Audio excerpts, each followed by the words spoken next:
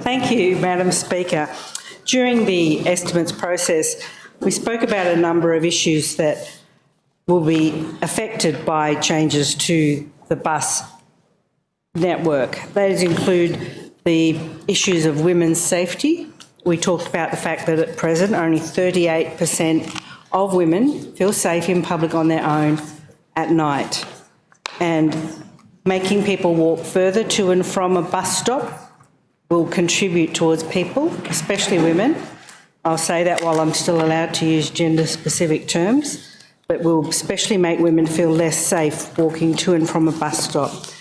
A number of older people, especially those in retirement villages and nursing homes, have raised with me their concerns about having to walk further to and from a bus stop. Working people have raised with me issues about the length of time it will take them to get to and from work. And many parents have raised issues with me about their students, their children going to and from school, given the proposed changes to the school bus system. One constituent has said, the proposed changes will hurt young people now and will hurt them in the future. Kids will be hurt at bus interchanges. Not as many as people fear, but the occasional student on their way between school and home will find themselves isolated, unsupervised, and any kind of abuse may well happen. Lindsay from Chisholm has said, if the changes to the bus timetable happen, it will take me longer to get to and from work and I'll feel forced to drive more often. Janice says, my work moved to Civic. Upon hearing of the new times and routes, I will not be using the bus service anymore. Currently, I leave home at 7:10 a.m, arrive home at 6:10 p.m. every day. The new service will mean I need to leave at 6 a.m. and not get home till after 7. John from Chisholm said, I want to share my thoughts with you about the proposed axing of the 765-767 Expresso service. The proposed network is a disaster for me. Stuart says, I'm the father of 2 school-aged children in the Brindabella electorate. I have grave concerns over the proposed changes to the school bus routes in and around Canberra, particularly to and from St Mary MacKillop College. Parents at Trinity Christian School in Waniassa have also contacted me. The school have sent information including that safety on public buses was their first concern. They've said, we hope the government will be implementing strategies so the school and parents can be assured of students' safety while travelling on public transport, but we are unsure how this can be effectively managed. The second point was in regard to the cancellation of public buses. We understand that currently, where there's an occasional bus driver shortage on a given day due to illness, school buses are not cancelled, while public buses may be cancelled without notice.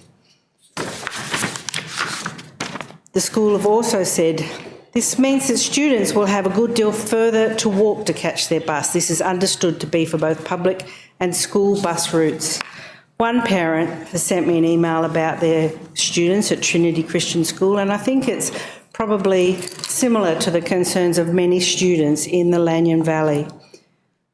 She said, basically, if I want my kids to catch the bus, they will have to get to Lanyon Marketplace, 2.5 kilometres away and across major roads, and then catch another bus or walk home, which is pretty expletive deleted, because one of the reasons we purchased our house was because it was in close proximity to a bus stop.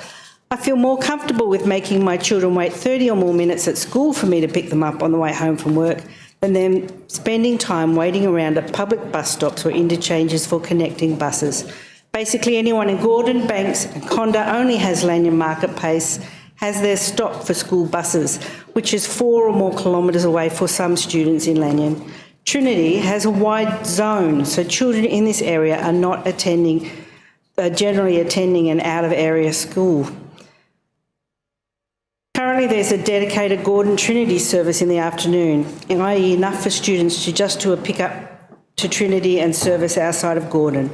There's an additional bus which services the other side of Gordon and picks up at MacKillop, Trinity and St Anthony's. They're very, very concerned about the changes.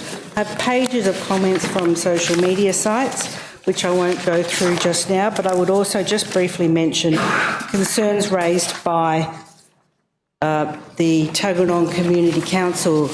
The people from Transport Canberra attended the Tuggeranong Community Council meeting in early July. Unfortunately, the notes from that meeting are not yet, as it just before lunch today, up on the What We Heard of your Say website. It has a later meeting at Gungahlin, which was a week later, but the one from Tuggeranong is not yet available online. But Tuggeranong Community Council said that about approximately 100 people attended the TCC's the general meeting to raise their concerns about the proposed new bus routes. I was at that meeting. The other meetings outlined on the Your Say website talk about 30 people in North Canberra,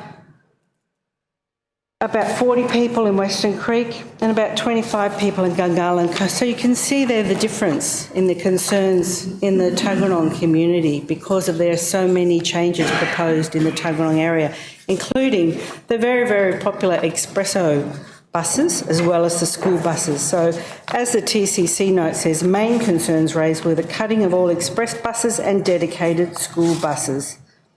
While the extra rapid buses might benefit many people, there are many other people, including students, who will have longer journeys, with some of them having to catch multiple buses and wait around interchanges for connections.